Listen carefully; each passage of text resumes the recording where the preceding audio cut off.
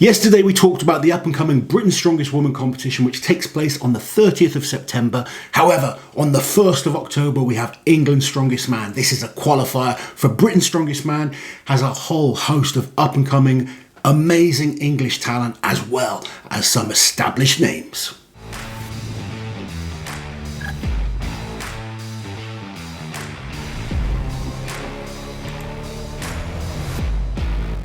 Auntie Liz, it's a whole strength weekend. England's Strongest Man, Britain's Strongest Woman, and we really do have some talented up-and-coming athletes. This one really intrigues me, Lozzie, because prior to this, Britain's Strongest Man has kind of always been an invitational, hasn't it? And this is the first time we've got that very clear process from start to finish of how to get to Britain's Strongest Man, which is very much needed, I feel. Very much needed. Obviously, there was a qualifier just to get to this stage. Yes. A couple of the more established big names were invited directly. Invited to this, but not invited to Britain's. When you look at some of these names that we go through, it's quite interesting to think, okay, they haven't been invited directly to Britain's Strongest Man. No, so from what we can tell, the only people invited to Britain's Strongest Man are the Stoltman brothers. Obviously, Tom's a two-time champion. Luke's a former Europe's Strongest Man. Yep. Adam, who's the current Britain's Strongest Man. And Graham Hicks, who's a former Britain's Strongest Man. No one else. No. Very interesting. Let's get into the lineup then. So we're starting with the comeback of Luke Richardson. Now, this is an exciting one. This is. So many people excited to see Luke back competing. He's been looking phenomenal in training. I think it's probably fair to say he comes into this competition as the favourite. However, having not competed for a long time, there's going to be little elements of doubt in his mind, and he's going to want a competition like this to really build that confidence and show us why everyone calls him the future. Next, we have the miracle man himself, the plasterer from Blackburn. Mark Felix is doing this competition, and it's going to be so interesting to see how Mark hangs in this level of competition. Do you know what? There's a couple of thoughts going through my head when it comes to Mark in this. Firstly, I respect Mark for stepping into this competition. You're going up against a lot of up-and-coming youngsters. Mark has absolutely nothing to gain from this. He's basically putting himself on the line for people that are on their way up to kind of, beat a legend. Yeah. And because there is an overhead event in this competition, which unfortunately for Mark is a huge weakness. Big weakness. I'm not convinced Mark is good enough to do that well on the other four events to really establish a top position in this competition. He's going to need to kind of, at worst, come somewhere mid-table on the overhead. Then he does have great events. Mark is still a threat on certain events. But having one event, if he potentially zeros, it's a problem. It's a big could be a real problem for him. But the fans always love to see Mark, and it takes balls from someone that's been at World's Strongest Man as many times as Mark has to kind of feel, okay, I've got to earn my place if I want to go and compete at Britain's Strongest Man. So I give him all the respect in the world for doing it. I'm interested to see how it kind of turns out. Next, we have Paddy Haynes. Now, I do believe Paddy won a qualifier for this competition, and he was also fourth at OSG Europe's in the open weights this year. Paddy Haynes is having an unbelievable year. He's competed quite regularly. He's won a number of competitions on the national scene. Fourth at OSG, like you mentioned there. A real fantastic athlete. He, again, does have one weakness in terms of the overhead. Okay. But the other events, very, very strong. And, events he can potentially win as well. I'm really excited to see how he does in this lineup. So the next three athletes are all three athletes that qualified from the qualifier earlier this year. Okay. We've got Josh Brown, John Harker, and Ben Glasscock. All up-and-coming athletes. Really excited to see how they do at this competition, to see how they do against some of the bigger names, and I'm sure they cannot wait to compete.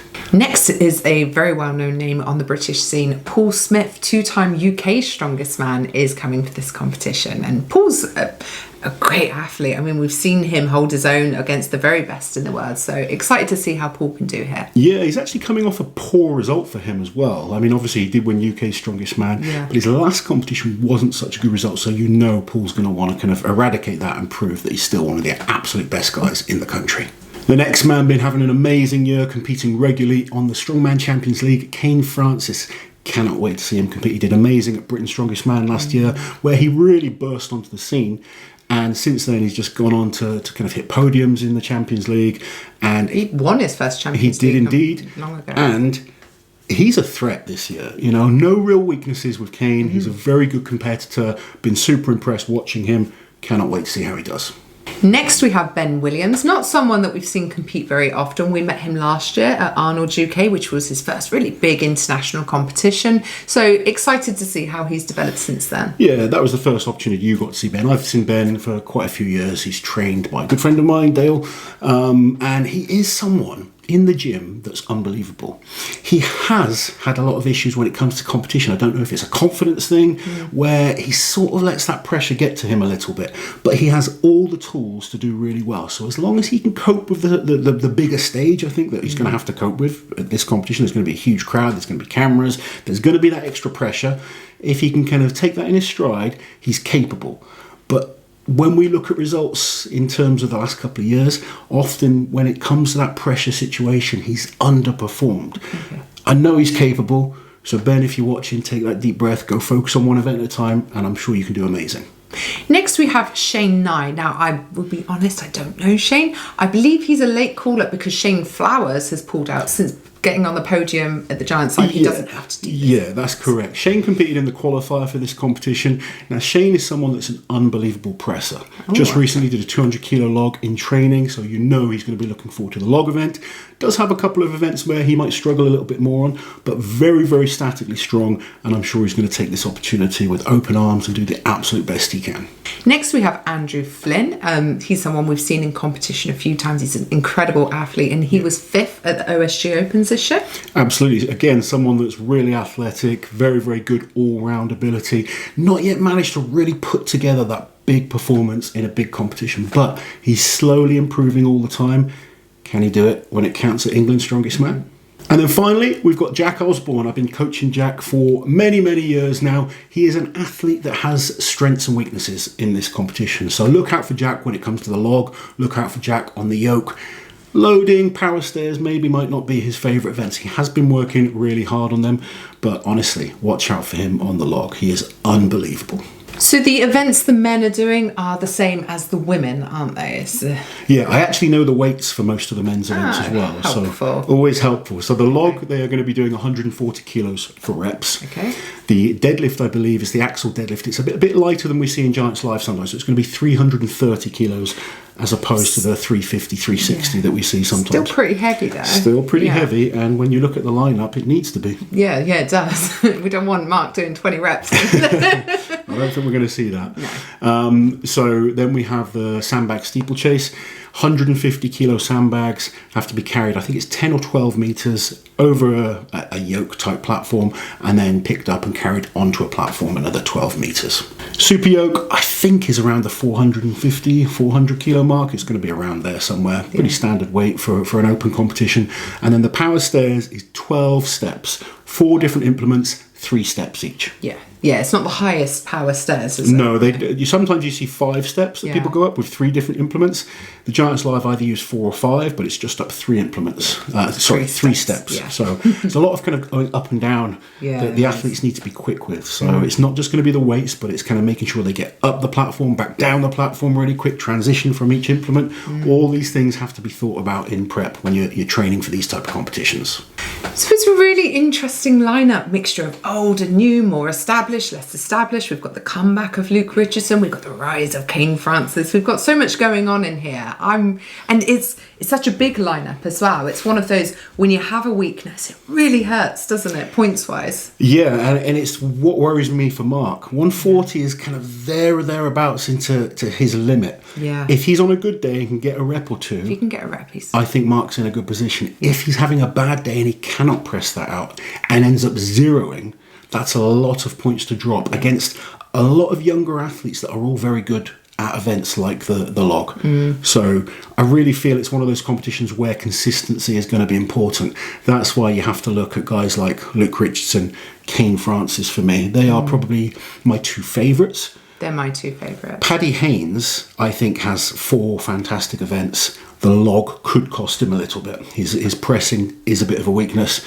Jack Osborne, his yoke and his log are unbelievable, but his deadlift is a little bit weaker. The loading is a little bit weaker. Almost everyone has some weaknesses, don't they? They do indeed. So if you can kind of come into this competition pretty solid and be gaining points every single event, then I think you can do really, really well. I think Kane's going to win. I'm putting it out there now. Yeah. Interesting. I think him and Luke are probably quite evenly matched in ability right now, with Luke still, you know, coming back. I think so. I'm so impressed with Kane lately, and I think Kane will have that bit more confidence. Interesting. Do you know what I mean? See, I think Luke is the more gifted athlete. I agree. I think Luke is capable of lifting more on certain events. I think he's more powerful.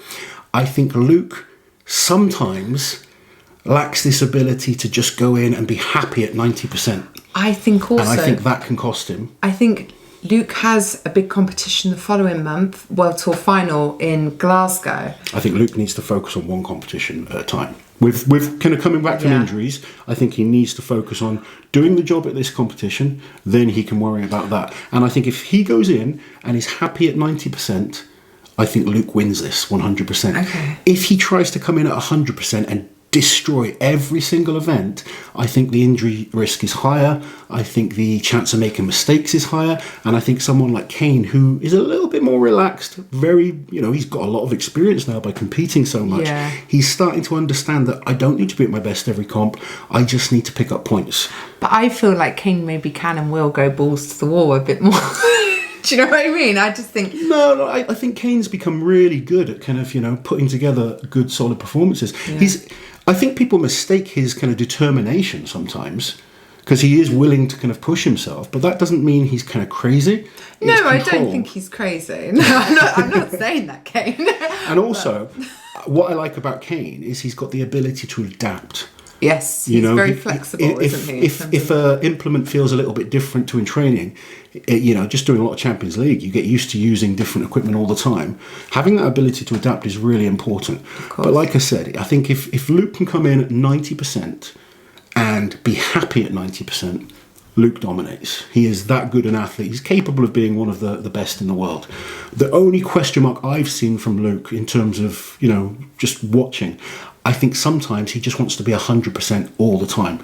And as an athlete, you don't need to be. Mm-hmm. You just don't. Of course not, Zadrunas was not at 100% all the time. No. Alexi's not 100% all the time. Mitch Hooper is not 100% all the time. But they still have the ability to think, okay, I just need to do this in the competition. I think if he does that, he's going to be very, very hard to beat. I love it when we pick different people. It's good. Yes, I do. I do enjoy it. Going up. Right, very quickly, pick a winner for each event. Log for reps. Who are you picking? Log for reps. I don't know, man. Log for reps. I'm going to pick Jack. Jack, yeah, Jack.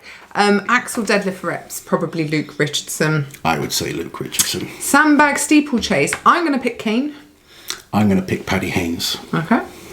Yoke. I don't know. Yoke, I'm going to go with either Luke Richardson or Jack. Mm-hmm. And then power stairs. I don't know. I don't know enough of the athletes to pick a winner, to be honest. It's not like... Yeah.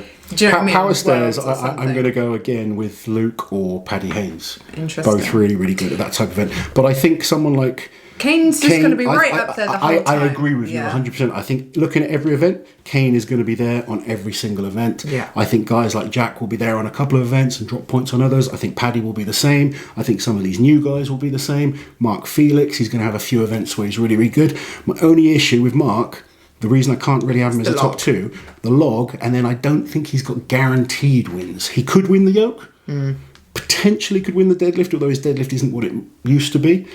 But you never know with Mark. No, it's always good to watch. It's going to be an exciting show. I think as a fan going to watch, you're going to absolutely love it. Great opportunity to see the up-and-coming guys, but to see the more established guys with that pressure on them having to compete against these younger guys that won't have the pressure because there's nothing to lose. No.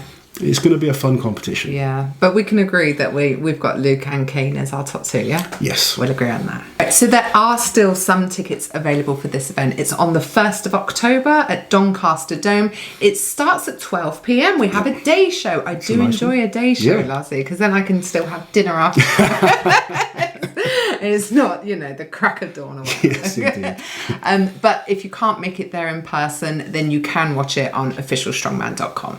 Right guys, let us know your thoughts in the comments below. We hope you've enjoyed the video. Don't forget, like, share and subscribe to the channel, and we'll catch you guys next time.